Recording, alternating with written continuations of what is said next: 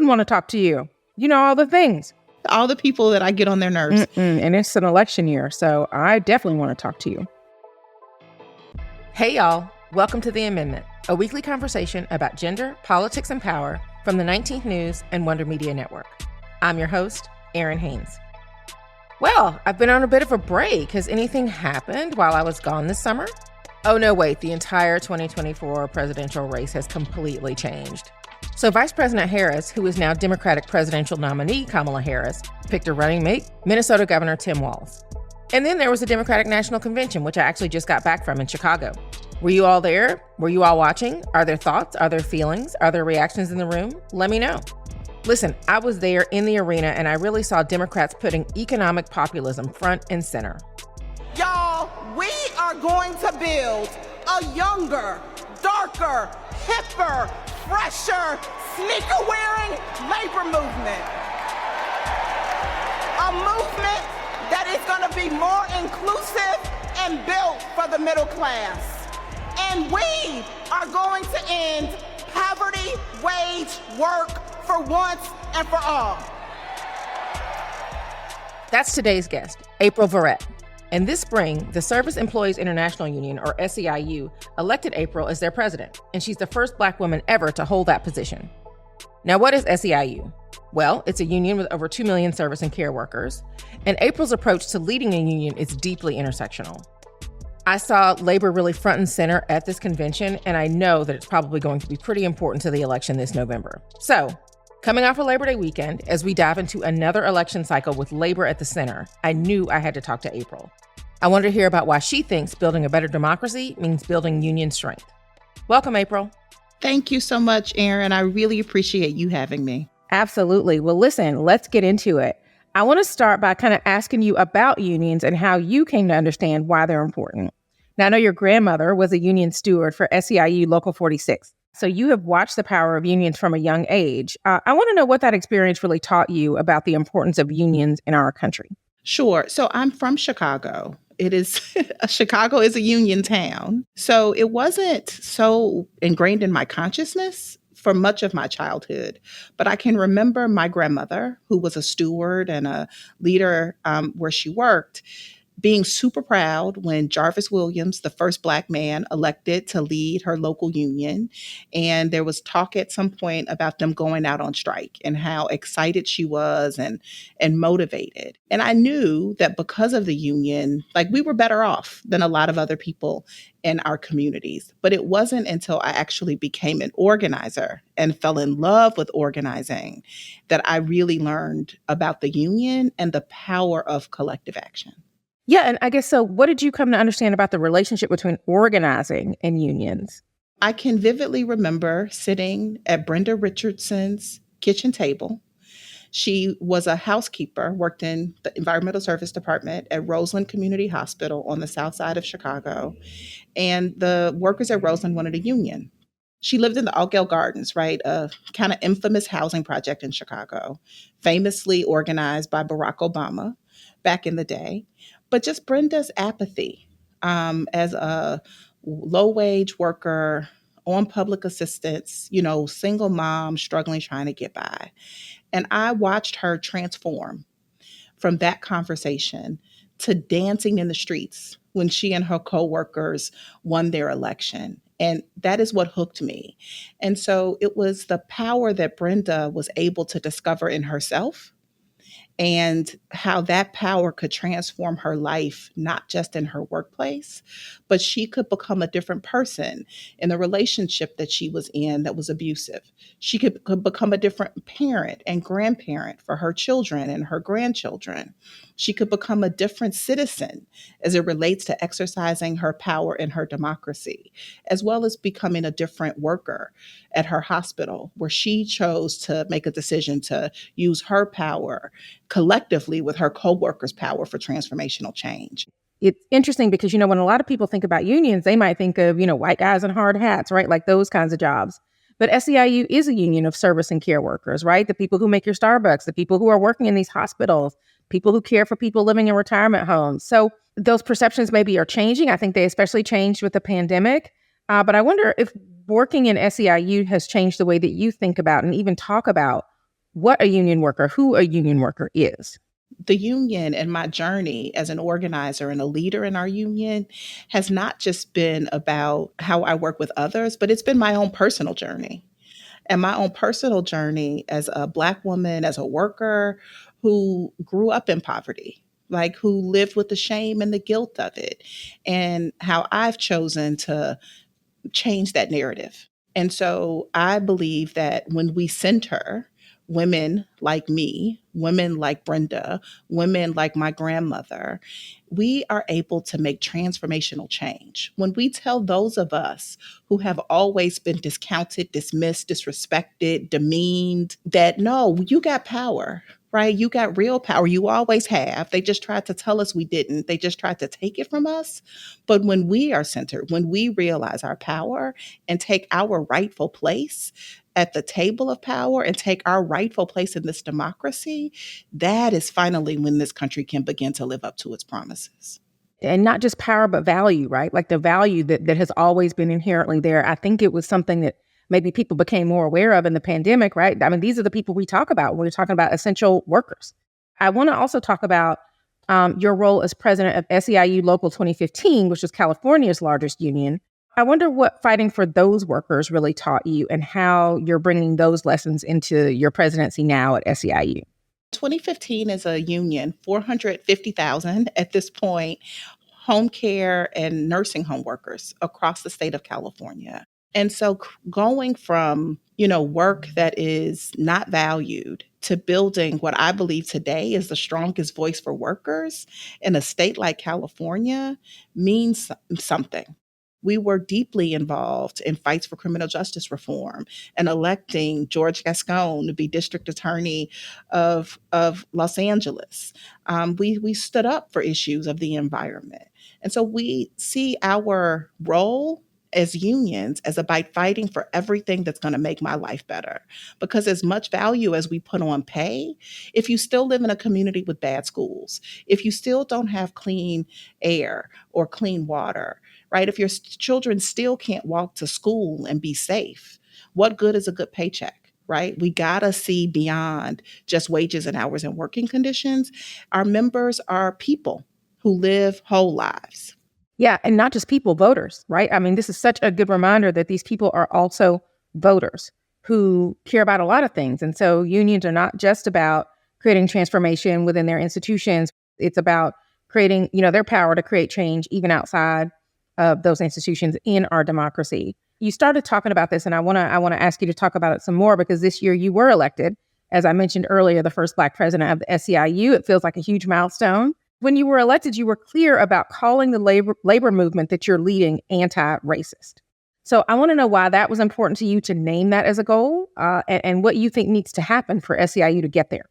I think the two biggest obstacles in front of workers today is systemic and structural racism, as well as outrageous and out of control corporate greed, both of which lead to economic exploitation. And if we only try to solve for the things that the system produces and not actually try to fix the system, we'll never, ever get ahead. Right. And so we got to go back to the original sins of this country, the original sins of our democracy, and try to solve for them. And that is how we allow corporations to economically exploit people today. It's the same economic exploitation that brought Africans to the shores of this continent. Right? Wanting to exploit people for their labor. And all too often, the same people that are exploited today were the same people that were exploited centuries ago. And that in this economy is people of color, it's women, it's immigrants. And so we got to call that out. In our organizing, we have to call that out in our campaigning, and we have to have policy fixes for it. Is the kind of union structure framework, is that part of maybe how you all have been more successful than maybe some other parts of our democracy? I think it's part of it, and it's part of what makes the union movement so critical and important to our democracy, because there are not a lot of places where people can come together across difference and find real common ground. It feels like in our current politics, all roads eventually lead to the Supreme Court. So I want to ask you about one of the cases that was on the court's docket this session that involved unions. The court was basically trying to decide whether the corporation Starbucks had unfairly fired employees who were trying to unionize. And ultimately, 8 of the 9 justices sided with Starbucks. Now, were you watching that case move through the court? I'm just curious about what you think about how that decision could affect union organizers in the future. Yeah, so not just that case, but we've been really dismayed, just like so many Americans, with many of the decisions that have come out of this last Supreme Court term. And it just shows us how important reform needs to be for the judicial branch of our government. And more, are seeing the rights of workers being eroded. Our system, as it relates to labor and workers, is antiquated. Work has changed over the last 100 years. The economy has changed over the last 100 years. So we need to write new rules that really speak to how we are thinking about workers of today as well as workers of tomorrow. You said that one of your goals is to have unions for all, a country where every worker can join a union. Tell me why that's important. There are no healthy democracies on this globe without a healthy worker movement. I believe that when workers have real power, we can stand up against authoritarianism and fascism in ways that we simply can't when we don't. There has been a 40-year attack on labor movements in this country that rides right alongside the rise of MAGA, like the rise of fascism, in this country. And we've had the Janus decision, which was meant to be a death blow to the labor movement. Luckily, we've been able to withstand it and hold on to our power. But I think part of the key solution to transforming our democracy into one, making it really as strong as we possibly can, is a strong union movement. And today, again, those old laws don't allow for it. 9 in 10 workers today can't form a union if they wanted to, right? Whether it's because of outrageous anti-union propaganda, right, from the boss, or the laws just don't allow it to happen. And so we got to open up our imaginations about what's possible and allow workers a real seat at the table. 7 in 10 young people today want to join a union. We got to make that possible. A lot of these kind of outdated laws maybe are part of the reason why we aren't there already. And so what has SEIU been doing to really make progress towards that goal? A year or so ago, we passed a law, along with fast food workers in California, to create a board, right, where they can bargain with the company. It also established a wage floor of at least $20 an hour. It is a new model that is about organizing across a sector, not just workplace by workplace. This year, we have worked with rideshare drivers in Massachusetts to create a ballot initiative to allow for a collective bargaining process for drivers at Uber and Lyft. It would be a first of its kind arrangement for folks who do that work. We aren't talking W-2 employees. These are contracted workers, but they're workers and they want a union. And so they should have the right to form one. And so hopefully, I know we'll be successful in that endeavor in Massachusetts. So those are 2 examples of new systems, new ways that workers can exercise power in this economy, the way that it works today.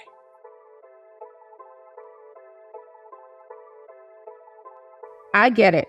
Unions, important to democracy. I think it's a connection, though, that a lot of people don't necessarily make right away. So can you explain how unions strengthen democracy?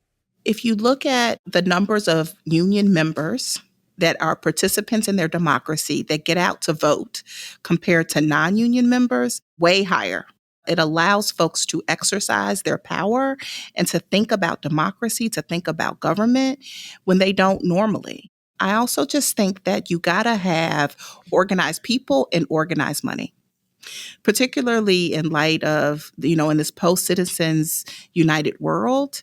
We got to have a way to aggregate power and aggregate political resource at a time when corporations can just run wild, right, and spend all of the money to buy and pay for politicians. And so usually, and in many times outside of, like really rich people that want to invest in elections, it is unions that are providing money to stand up for working families in light of all of the corporate spending that we see.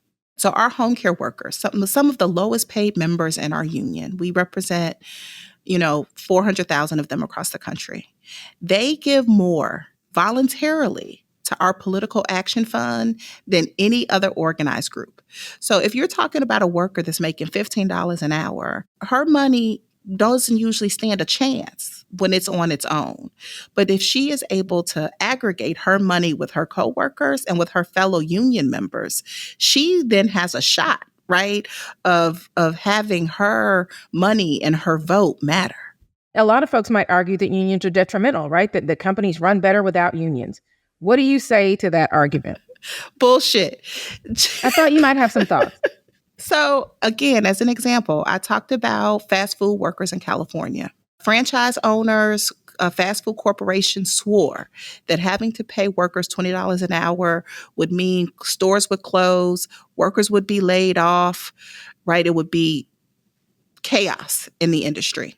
The reality is that there are more people employed in the fast food industry today than there was a year ago. These policies work. These policies make things better for all of us. Well, we've been talking about corporations. I also want to talk about politicians, right? And how you have seen, whether we're talking about presidents all the way down to city council members, how are they championing the interests of working folks? Our president has stood up for unions, right? He's been the most pro-worker president we've seen in recent history. And it matters, particularly in a moment where workers are more interested in unions than ever. Gavin Newsom, in California, some people would say he went out on a political limb to sign that fast food worker bill into law a year ago. And so Tim Walz, is doing amazing things as it relates to standing up for workers' rights. I believe Kamala Harris is going to continue the work when we elect her of the Biden-Harris administration as it relates to centering workers. And so though we have to grow the number of pro-worker union politicians and champions, they are out there. But we are also saying we need more of them.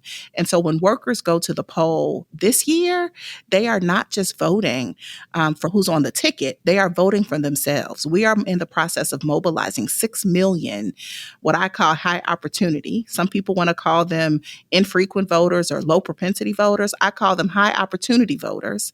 6 million of them we are in conversation with about why their vote matters for a pro-worker agenda.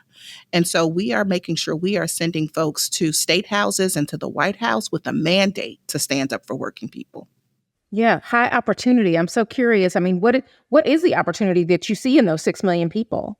So I believe that people sit on the sidelines because no one is engaging them and no one is connecting the things that matter to them to the election, right? And so we're on the doors talking to people about crime and poverty. And we know that people want agency. People want to be self-determinative. They don't just want a handout. They just don't want to be told what's best for them. They want an opportunity to help shape their own future. And so we got to build a democracy that is about that.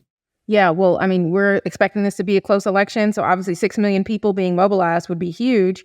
And I know that the SEIU had previously endorsed President Joe Biden and has now thrown your support behind Vice President Kamala Harris. Can you talk about, I guess, the decision for SEIU to endorse her and why you think that she is the candidate for workers in 2024? Vice President Harris is not new to our union. As we've talked about, I spent time leading in California. And so along with our members there, I got to see her up close and personal, right? She has walked the day in the shoes of SEIU members, not once, not twice. She walked the day in the shoes with a home care worker, Wendy Quo in Alameda County. She also walked the day in the shoes of a security officer, Dee Lowe in Detroit, Michigan. And so she knows what it takes to get up every day and to do the work. She has been a champion for care workers. As Attorney General in California, she took on big banks again. Those are things that working people care about. When she took on banks for their fraudulent ways around mortgages, that was standing up for working people. When she went down to the border to look at the conditions there, that was standing up for working people. When she and Joe Biden forgave student loan debt, That's taking, issues about working people, as well as leading the first ever White House task force on organizing and worker power. And so we know that she is a candidate who stands with us. And so it didn't take us long, to get our board on the phone, to make the choice to endorse her Sunday night, right after her candidacy was announced, because the most important thing to do in this moment is to unify behind her as our champion and to make sure we do everything to get her elected. Yeah, I mean, I can definitely hear the passion and the urgency in your voice around this. I mean, talk about the stakes of this election in your eyes. I mean, how will this outcome affect working folks and unions? Project 2025, Project 2025, Project 2025. It is there in black and white. They are coming for us, right? Not just for labor movement, which is clear in their little plan, but they are coming for working people. And we have to have our eyes wide open and know, what is at stake in this election.